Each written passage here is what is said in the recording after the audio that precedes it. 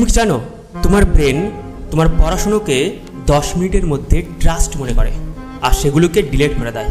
আর তুমি ভাবো তোমার ব্রেন উইকনেস, তোমার মেধা কম আছে। তুমি ঘন্টার পর ঘন্টা পড়াশোনা করেছো, সারা রাত পড়েছো, কিন্তু পরীক্ষার হলে গিয়েছো, প্রশ্নের উত্তর লিখতে গিয়ে প্রথম অক্ষরটাই মনে পড়ছে না। তাহলে কেমন লাগবে? আমাদের 3 ধরনের মেমোরি হয়। একটা হলো সেন্সারি মেমোরি, দ্বিতীয় হলো শর্ট টার্ম মেমোরি এবং তৃতীয় হলো লং টার্ম মেমোরি। যদি তোমার পড়াশোনাকে গ্রেড করতে চাও, তোমার রেজাল্টকে নেক্সট লেভেলে নিয়ে যেতে চাও, তাহলে এই 3টে মেমোরিটাকে সঠিকভাবে কাজ করতে হবে।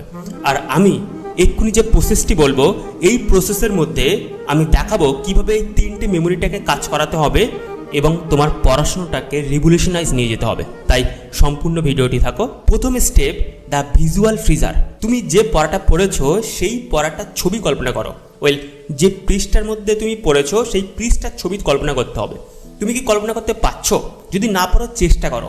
দ্বিতীয় স্টেপ, দ্য রিদম উইসপার। খুবই পাওয়ারফুল স্টেপ। তোমার এদিকে কিন্তু বই বন্ধ আছে, তুমি চোখ বন্ধ করে রয়েছো, এখন তুমি উইসপারিং করছো। তুমি যে পড়াটা পড়েছো সেই পড়াটা একটা ছন্দে নিয়ে আসছো। তুমি প্রথম থেকে শেষ পর্যন্ত যতটা বলার চেষ্টা করছো মনে মনে ছন্দের মতন করে। আমাদের ব্রেন ছন্দ পছন্দ করে। তুমি নিশ্চিত গান পছন্দ করো। পরবর্তী স্টেপ, দ্য গোস্ট টেকনিক। এটা আরও পাওয়ারফুল এবং এটা তুমি যদি করতে পারো তাহলে গ্রেট। কেন? কারণ এটা তোমাকে লং টার্ম মেমোরিতে নিয়ে যাবে। সো এই টেকনিকটা কীভাবে করবে? তুমি পড়েছো, তোমার মধ্যে তো কিছু ইনফরমেশন আছে, তোমার মধ্যে কিছু কিওয়ার্ড আছে।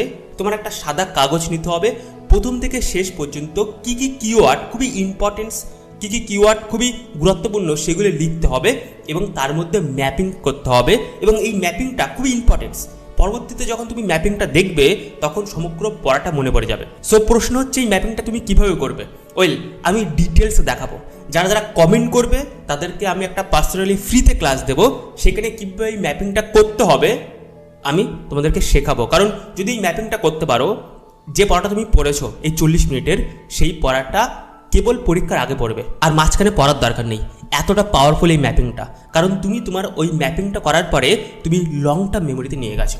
সো কমেন্ট করো এই টেকনিকটা জানার জন্য এবং আমার ক্লাসে তোমাকে আমি ইনভাইট করছি। তুমি যে ক্লাসে পড়ো না কেন, তুমি ক্লাস 4 পড়ছো বা কলেজ স্টুডেন্ট বা তুমি গভর্নমেন্টের জন্য প্রিপারেশন নিচ্ছ, পড়তে তো হবেই, রাইট? এবং মনে রাখতে হবে, এটা হচ্ছে কমন ফ্যাক্টর। সো তুমি কমেন্ট করছো এবং আমি আশা করছি এই টেকনিকটাকে আমি ডিটেলসে তোমাকে শেখাবো ফ্রিতে আমার কমিউনিটির একটা বেনিফিশিয়াল ক্লাসের মধ্যে। Have a great day. দেখা হচ্ছে নতুন দিন নতুন একটা ভিডিওতে। বাট